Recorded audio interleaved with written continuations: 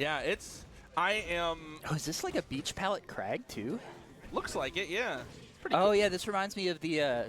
so, back in the day, Smash and Splash was did a bunch of skin collabs with Rivals 1. There's going to be, by the way... These remind me of those. Sorry to interrupt. There's going to be people in the chat who are too young to know what Smash and Splash is. Yeah, so you know what Riptide is? Doesn't that bother you? Yeah. No, it doesn't actually. I think there's some things that actually can be left in the past. Yeah, from what I hear, fair point. Yeah. So, yeah, there is a reason why that tournament isn't around anymore, unfortunately. Yes. Anybody remember Waterfall Swiss? That's right. There's even more reasons, it turns out. But oh yes. That was just the public one. Yep. Yep. But yeah, so this. Oh wow, that up tilt almost killed. DI is crazy, especially when you get reverse hits. Thank you, Trevor. Yeah. Now. He has no pillar. Yeah, that was really good use of ledge invincibility there from LoveTub. Yeah, Gus is someone who's really been improving super fast recently. Ooh, close, yeah. He's at the point now where he's having like good sets with Landon. For sure. I mean, you said he beat Hunter. Yeah. That is very impressive. I can't imagine that Maple Lox is that much fun for the Oh my god. Very good, very good. Hunter, really, I remember at the time of that set, Hunter was like, Hunter lost to Gus and then was like, wow, I really hate this character, and then grinded out the matchup and then beat Gus 3-0 the next week. Great. So the thing is, I feel like the thing about Loxodont is if you're thinking of him in your mind as a heavy when you combo him, you're going to miss stuff because he's also so floaty that he goes much higher than you'll expect off a bunch of hits. He's just like a big body, basically. He's not necessarily, because he's so floaty, it's like, So if you go for example, the combos that would work on Kragg against Lox, you will get blown up because you'll whiff something right in his face. And that's a huge problem for Maple specifically, right? Because she gets grabbed by him and she falls fast enough and is light enough that she is really in the blender after that, right? Yeah. It's one of those things like that's very nice ledge grab. Okay. What a comeback. Now, these two did play either last week or a couple weeks ago. I can't remember, and it went game 5. Sure. They play every week. Okay. Fair enough. But it's always fun between these two because I feel like every game is super tense. So this matchup, when the game came out, Kragg did not have to try to win at all. It was so easy. And then I was so shook after the first patch that like buffed Lox to like sort of a character status. Yeah. Because like all of a sudden I have to play around this dude's range and I have to like sort of respect the projectiles and it's like, huh? Yeah. What? he's like a good character now. It's crazy. Yeah. And like, as any sort of fast faller, it really sucks to get grabbed by the elephant. So.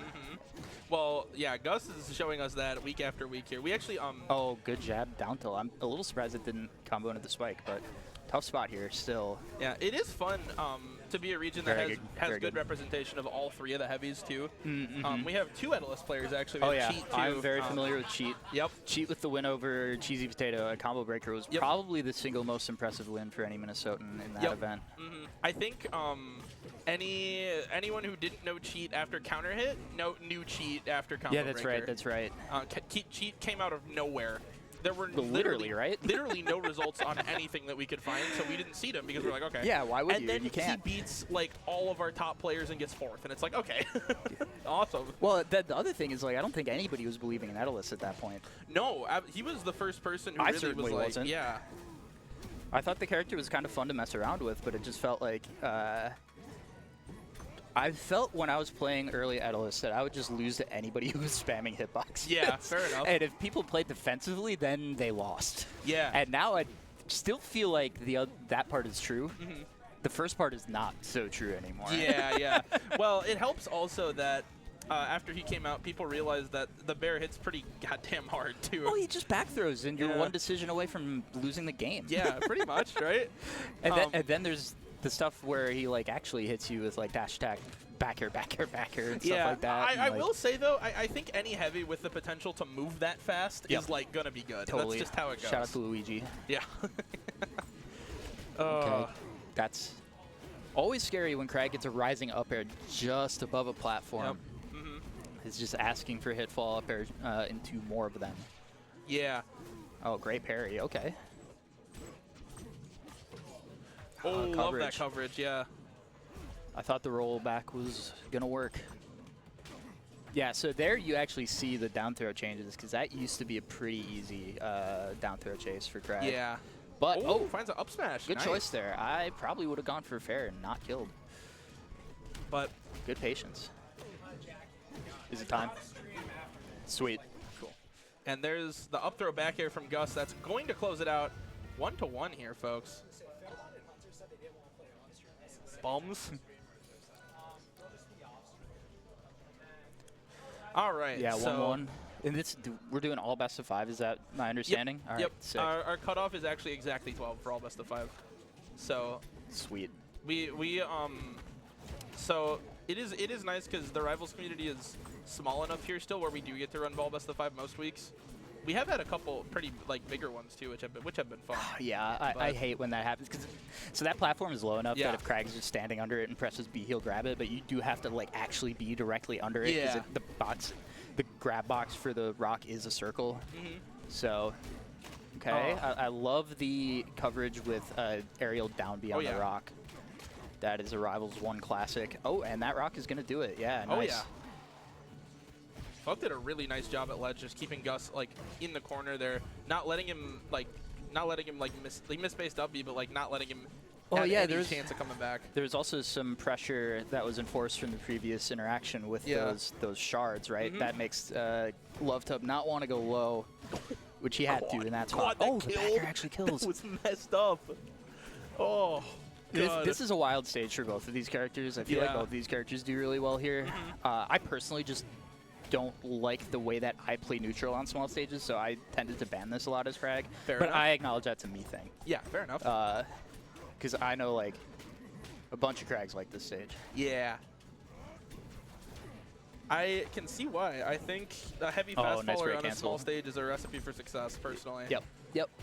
The thing is, in this matchup, Loxodont pulling his rock under the platform is so threatening. It covers so much space. Right? Now, the solution is just don't give him the time to do that, right? Yeah, but right. It's easier said than done. All right, last stock, very even. Yep, we're looking here at a potential for a really, really interesting outcome for the set, because whoever takes this game is going to be up in counter pick advantage too, is the other thing. So, but that's the thing, is like there's a real world where Lovetub just goes right back here, like even if he loses. It's true, yeah, it's true, right? But it really, Gus is starting to pull that actually hit. I thought the beach ball was gonna go too low. Resources were gone. That's gonna be 2-1 for Lovetub. Sure is. But it is best of 5, like we said. So sure is best of 5, and Lovetub looking to close this out 3-1. These two go game 5. I heavily agree with this counter pick. Same.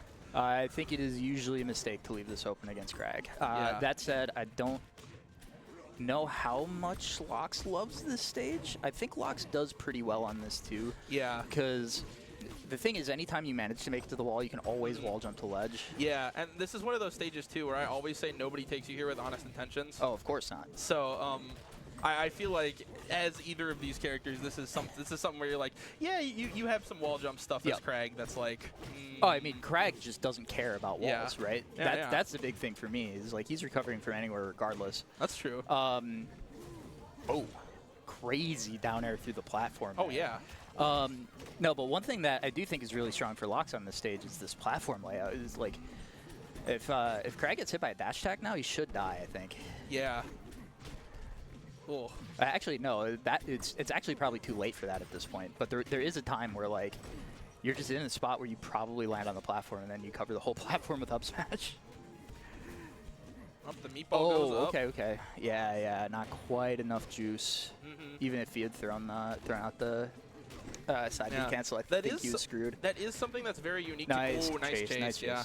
That is something that's very unique to Kragg, though, is being able to stall off stage for a long time and not really have to deal with Lox's projectile pressure. For to an extent, right? Like you can kind of just react to. Yeah, that's like when he's throwing it at you. It's a little more complicated than that, though, because the thing that makes this matchup tough to me is the fact that the meatball fully stops Kragg's momentum when he's side B'ing. Yeah. Which just gives Lox the chance, if you like. In a lot of cases, you can make a high pillar and recover high. Yeah. Like threaten side B to recover high. And we've seen that a lot this set too. Phug's had a lot of success with that. Yeah. but the side B makes it much harder than it is in most matchups. Or Yeah. not the side B, the neutral B, excuse me. Yeah, look at that shield pressure. Yeah. Oh, yeah. I actually do think Lovetub could have taken the fair on shield, but I totally get why he felt like he had to get out of there. Yeah, I mean, that's just a situation where you're like, I'm just in the blender. I feel like Yep. it's one of those where it's great also up smash. Yeah, nasty. I mean, the DI out was correct. You were definitely dying off the side. That's Yeah. just, this is just why the stage is also pretty good for Lox. Yeah. Oh, That is a big down B. sure is. We're gonna see a lot of damage come out here. 78 on this beetle. Oh, But yeah, now you're in Lovetub- the throw blender. Very scary situation here. Yeah. Yep. Oh, you hate to see No. that. There was actually a recent change with the way that the rock interacts with up Bs too.